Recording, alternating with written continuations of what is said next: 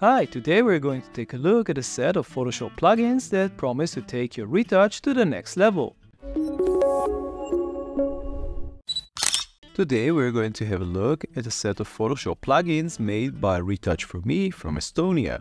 These are designed to work using neural networks and currently include 12 different plugins. We will be testing 7 of those, which are more relevant to some of the portrait work that we do from time to time in the studio. Before we start, a word about installing the plugins. For multiple plugins, this will take time and you will have to activate them one by one. We suggested to the company to improve the Retouch4Me Photoshop panel so it will only show the plugins that you currently own and you will be able to activate them all in one go. We also suggested to have more control of each plugin from the panel itself, since at the moment it is extremely basic. There is a way to get a little bit more control if you go to Filter, Retouch4Me and choose a plugin, but it is kind of clunky and pretty slow. So let's take a look at some examples. We took this image a couple of years ago, and in this example I'm going to show you how long it will take to actually implement each plugin. So we'll start with Heal. Usually, this is a very powerful computer, so usually it will take about, I would say, half a minute per plugin. If you run all of them, obviously it will be shorter. So in this image, the Heal does quite a bit of work, as you can see. Not a ton of work. There are maybe more powerful examples to come up later, but you can see what the Heal does. Let's look at the mattifier. From our testing, basically each one takes more or less the same time to process. If you're doing all of them in sequence using the run function, maybe it takes a little bit less than each one individually. So let's look at the mattifier.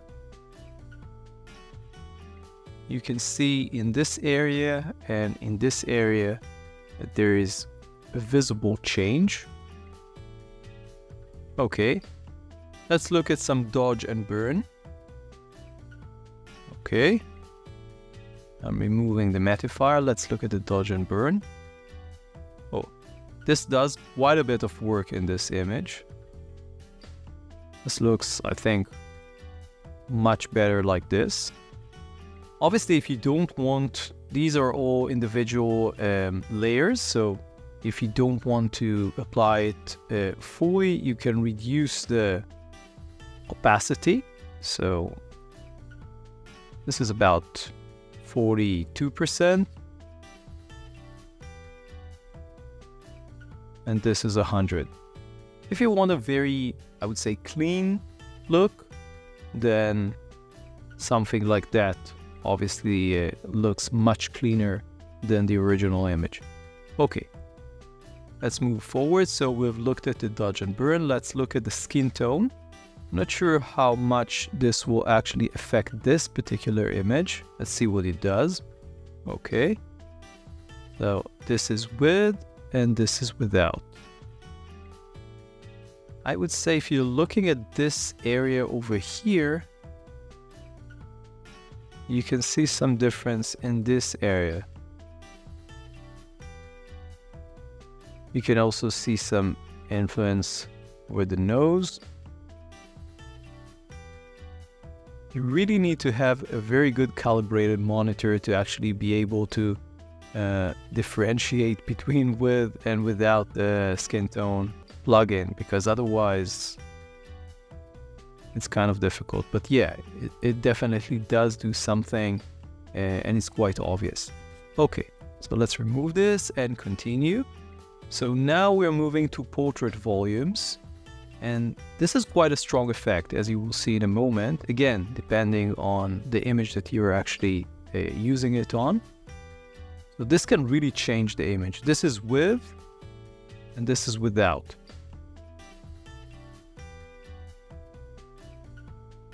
It's quite an interesting effect. I'm not sure if I like it on this image, to be honest. Obviously, you don't have to apply every effect on every image, just what seems to work for the particular image that you're working on. Okay, we'll see more examples of this obviously later on. Now, let's look at the two last ones.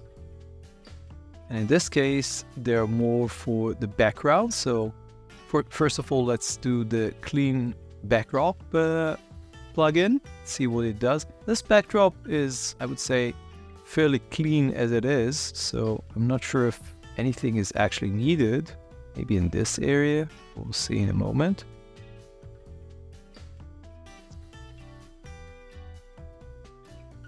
No. Let's see, maybe. I would say that it didn't do anything, but again, this background looks pretty good, so it's not too surprising that it didn't do anything. Okay, and finally the fabric. Now, in this case, you can see that there are a lot of wrinkles in this shirt. So let's see by how much it can actually influence the shirt. Okay, I would say quite a bit, especially in here and in here, but obviously it didn't handle everything. And even in here, if you look, basically reduced the wrinkles, but didn't eliminate them completely. So that's interesting. Okay, so that's the first image that I wanted to show you. If we apply everything, let's maybe remove the portrait volumes, which is, I think, not really relevant for this image, but if we apply, let's take all of them and remove the portrait volumes. And if I take all of them, group them together, and now let's open this and let's do width, especially on the face, with, without, with, without. I would say it's quite a different look in this case. Again, you can also see the changes in the clothing. So this is definitely a time saver for this image. Let's move over to the next one and see what we can do there. So this is our second example, and this time around we're going to press run and basically run all 7 of the plugins that we have. We don't have the skin mask, white teeth, eye vessels, and eye brilliance. So these are missing, but all the others are things that we have and going to test. This should take about, from our experience, around a minute or so. This is a large image. It was taken with an A1 about 2 years ago, so about 50 megapixel. This is a raw image. We didn't do any previous processing in camera raw except from writing out the image just a tad. So this takes a little bit more time. Again, we're doing this in real time so you can see how long it takes. This is a powerful computer, Intel 13 Gen, 13900 I think, with 96 gigs of RAM. So again, powerful computer. Okay, so everything is turned on. This is finished. I'm turning everything off. Okay, great. Now let's take a closer look. This is a really lovely model that we shot for a client, jewelry client, about, again, 2 years ago. And let's start with the heel, just like we did before.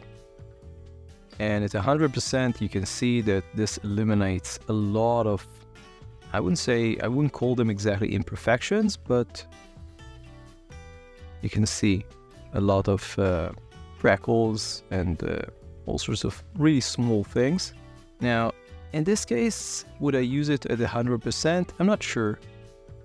Maybe. Let's keep it at 100% in this case. And let's try the mattifier, see what effect it has in this case. you can see that there is a little bit of reflection in here. Not sure about the forehead. And in here, there is definite reflection. So let's see if it does anything. I'll get a little bit closer. I would say that in this case, it's really, really minimal. Maybe see a tiny bit in here. I'm not sure if you can see it on YouTube, but almost nothing in here, which is kind of surprising. So this is with, and this is without. Almost invisible change in this case. Okay, let's move forward and let's look at dodge and burn and let's see what this does. Wow. This is a huge change. Yeah. Now, do you really want to go to 100% in this case? Well, it really depends on what look you're going for.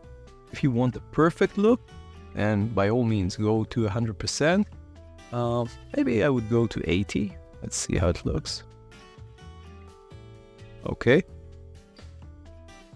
Without, with, yeah, still great. Okay, so the dodge and burn looks very nice.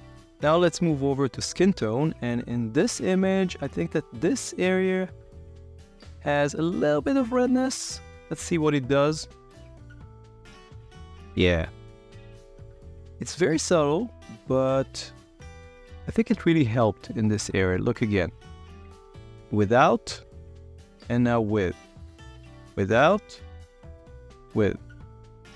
We're just toning this down tiny bit. Again, I'm not sure how much you can actually see in YouTube in terms of the colors, because this is kind of subtle, but I can definitely see a difference in this area. Okay. Let's look at something which is usually very prominent, which is portrait volumes. Wow, this is a huge change. Again, without, with. I would say that if anything, this looks more like a painting than a photo. Look at the areas, the darker areas, here. Yeah, basically like almost like sculpting her face. I think that this fits very like more faces that looks more like hair if you wanna go for that very, I would say, angel-like face. This looks really cool. It can work with the men's faces as well. It makes them more punchy in a way, but again, it doesn't fit everybody. In this case, I would probably not use it or use it at around, I would say, 50%, but it really depends on what I would be going for. This is around 50. Okay. This is without, and this is with. Don't have to use it, but I think it fits in this case. Now let's look at fabric. And she's wearing a dress that has a lot of foldings, and well, look at this area, for example, these areas here. Let's look at what it does. Okay, without, with, without, with. In this area, for example, if you look again, without, with, you can see some difference. In this area, I would say, well, definitely does something, but it's not perfect. I mean, you can still see these, and in here you can still see these. So, yeah, it improves the dress, certainly, but in here you can still see some folds. I know, it helps, but it's not perfect. Okay, and finally we have the clean backdrop. We'll go a little bit further away. Now, I would say that this backdrop is pretty spot on. There aren't any dirt that I can see. Maybe closer. I don't know. Let's turn it on and see what it does. And this here, no, I don't really see any difference. So I don't think that the clean backdrop really does anything on fairly clean ones because it has nothing, the algorithm has nothing to clean basically. So, okay, so that's the image. We can turn this on, it doesn't matter. And we can choose all the layers, group them together, name them, and now we can do before and after. Let's look at the face with all of them together. This is before and this is after. Again, before and after. Quite a big change, I would say, and looks very, very natural. Obviously, there are more things to fix, maybe around here. The eyes, obviously, we don't have the eye vessels and other things. We don't have teeth in this image, so the whitened teeth or white teeth plugin would not work in this case anyway. Let's look at what it does to the dress. Yeah, you can definitely see the difference. It helps, but as we said, not perfect. The background looks pretty fine anyway. There are other things that you still need to do, like remove some stray hairs and maybe change some colors or improve some colors on the jewelry, but I would say that the basic retouch has already been done, and obviously we talked about every one of the plugins, but you could just run them and maybe just tweak them a little bit and you're done. So this is pretty big change in one click basically. Okay, so let's quickly look at the third image, and this is an older gentleman that we recently shot. He asked not to be shown completely in this video, so we basically covered the eyes. It's not very important, we're not focusing on the eyes anyway, but I think that this image has a lot of things that we can learn from in terms of how the plugins work. So let's take a closer look. I already did basically ran the plugins, which we've shown you takes about a minute. This also was taken, I think this image was taken with the A7R5, so a 60 megapixel image, again around a minute of processing time. So let's start with heel, and I'll get a little bit closer in this case, and you can see that obviously an older gentleman will have usually more things that might benefit from the heel plugin. You can see before and after. I would say that there is still work. I'm not sure if a second pass of the heel will actually benefit this some more. We'll look at some options or some cases where running the same plugin twice actually does improve the image at least a little bit. But in this case, let's run it once. Does definitely remove quite a bit of things in the image. So that's the heel. Let's look at the mattifier. That's interesting. Okay, so you can see on the nose, this I think makes the most sense. But interestingly, it also fixed the hair on the sides before and after. Interesting. Not sure what I think about it, but let's keep it in this case. Now let's look at the dodge and burn. Okay, that's a huge difference. I would say that this reduces, I would say, the age of the person, or at least the appearance of the age, at least a couple of years, makes some of the wrinkles less prominent. And if you compare this to the way that the neural filter in Photoshop itself work, we have a test for that. I would say that this is much more realistic than what Photoshop at the moment at least has. So this is the dodge and burn. In this case, I think I would use it 100%. Okay, that's the dodge and burn. Now, obviously you can look, there is a lot of redness in some parts of the face. Let's see what the skin tone does. Okay, so that's great. Yeah. Here I think is, and this is part of the reason why we actually went with this image, although we couldn't show the entire face, because this is really a good example of how you can, this is without and this is with. really clears all the redness in this area, and just fantastic. That's really nice. Okay, let's look at what portrait volumes does in this case. Okay, this I think is another good example, but on the, I would say, other direction. I would probably not use it on this portrait because it just doesn't look natural. So I would basically just turn this off. Even I would say we can try a lower percent. Let's see. It's a little bit difficult with the eyes covered, but still. I don't know, maybe like 40%, maybe. Okay, let's look at the fabric. Need to go out a little bit. There is not a lot of fabric in this image, but let's. There are some things that this can fix in some spots. Let's see. Without, now with. Yeah, it definitely does something, especially in here. In here as well. Yep. I would say that this is quite effective. Here. Okay, and I think that this is the first image where the backdrop, we didn't shoot this in the studio, we went to the client's place. And so you can see, I think that this is even on the sensor, not on the wall. So let's see what will happen if we run the clean backdrop. In this case, yeah, removed it.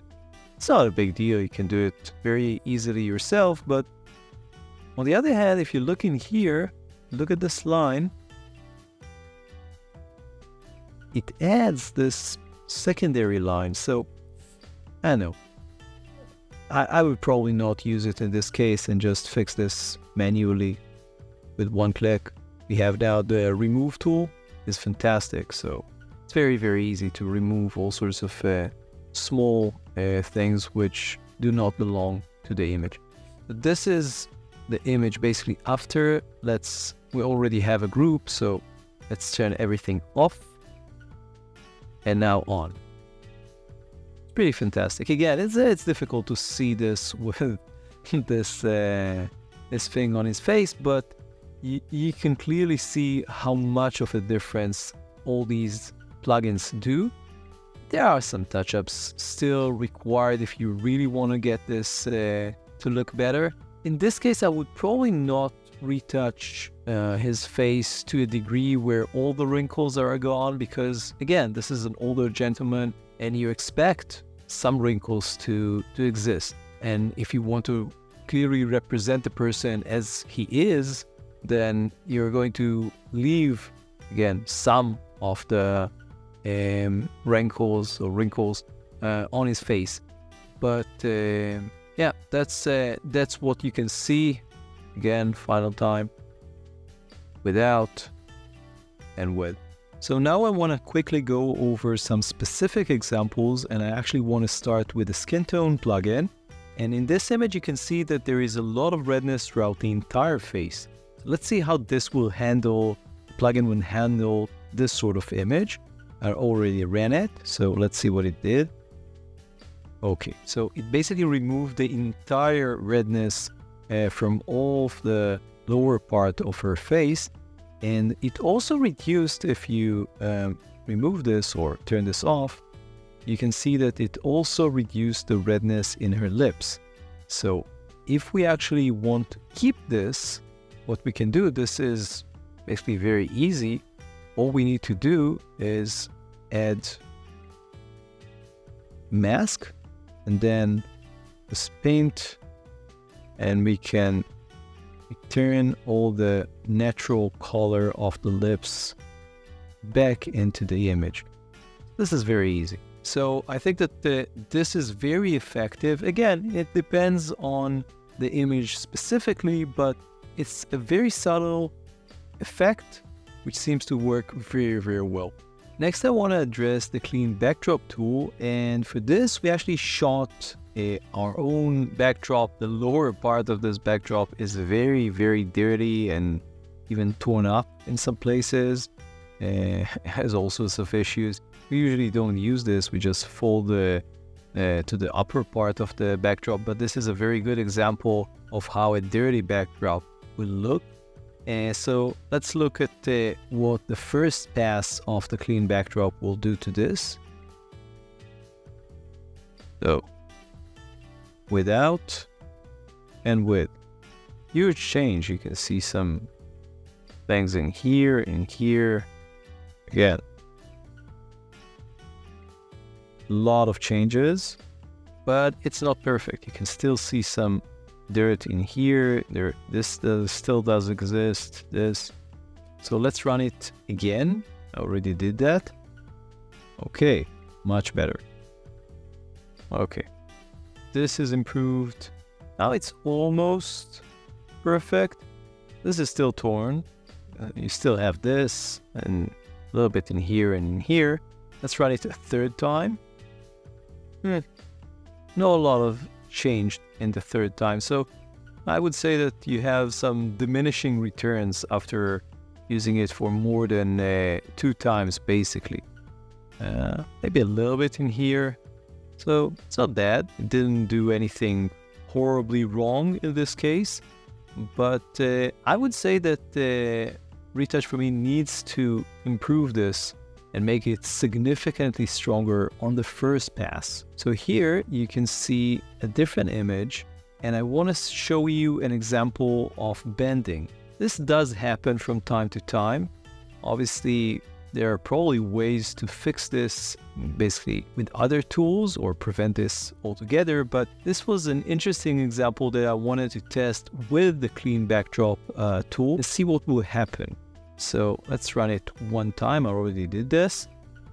Okay, so it sort of fixed some of them, but on the other hand, it created a lot of artifacts. So if you run it the second time, reduces the artifacts a little bit, but still, I wouldn't call this usable. Third time, nothing much more. So yeah, this is too many artifacts. I think that Retouch4Me really needs to consider maybe a subtool of the clean backdrop that will allow it to fix things such as this, bending in a frame. Again, it does happen from time to time, so it could be useful to be able to have a tool that will fix this. So finally, I want to take a closer look at the fabric plugin.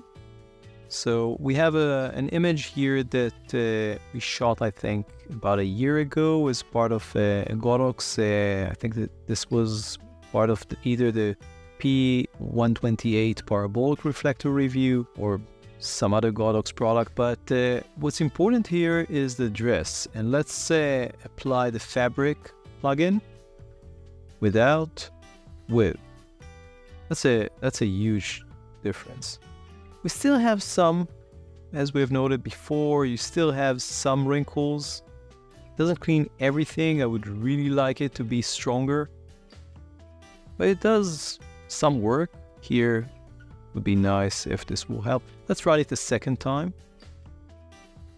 Very minimal, maybe in the chest area, but this is still not fixed. This is not fixed. It's not great. And if we are here, we can also run the clean backdrop to see what will happen. We have a lot of unevenness in the lighting here, maybe a result of this pattern that we added. Not sure, but this is not really nice. In the final image, I would probably clean all of this up. So let's see what the clean backdrop will do. Basically, it didn't touch any of this. And the only place that it did something was up here. Look at this part. I would not use it in this case. So as I said before, it will be nice if they will be able to, first of all, in the fabric plugin, make it significantly stronger. So you won't have to run it a couple of times, and even on the second run, didn't really fix all the issues. And with the clean backdrop plugin, I would like them to have like maybe something that will fix the color. So the color on the backdrop will be even throughout, and the lighting would be even throughout. As an option, as a, again, secondary plugin or whatever, and that would be really nice. As product photographers, we're kind of curious to see what will happen when we apply these plugins onto an image of a product. In this case, a 14mm Sigma lens that we are currently testing. So let's see. Well, basically almost nothing. So, as we expected, this is not really designed for working on product shots. It would be useful if Retouch4Me will decide to create a specific plugin designed for product photographers to remove scratches, dust, and other particles, but still preserve the main details of the image. On the full article on LensVid.com, we covered our thoughts about each one of the 7 different plugins. For the purposes of this video, we're going to keep things a little bit shorter and talk about the general pros and cons. We'll start with the pros, and plugins are fairly quick and you can run 7 of them in about 1 minute. For the most part, the plugins produce very good and especially realistic results. We love how easy it is to run several plugins using the run function, and it is also very easy to modify them either by changing the opacity or adding a mask. Nothing is perfect, of course, and the plugins do have some drawbacks. The initial installation and activation of multiple plugins could be easier. The panel is very basic. You can control the intensity of each plugin, and you can remove plugins which you don't own. Some plugins do need improvement, especially the fabric and the clean backdrop. One glaring omission is the lack of the ability to apply the plugins to multiple images in one click, like you can do with things like panoramas inside Photoshop. Finally, there is pricing, which is the topic that we want to cover next. So who is this for?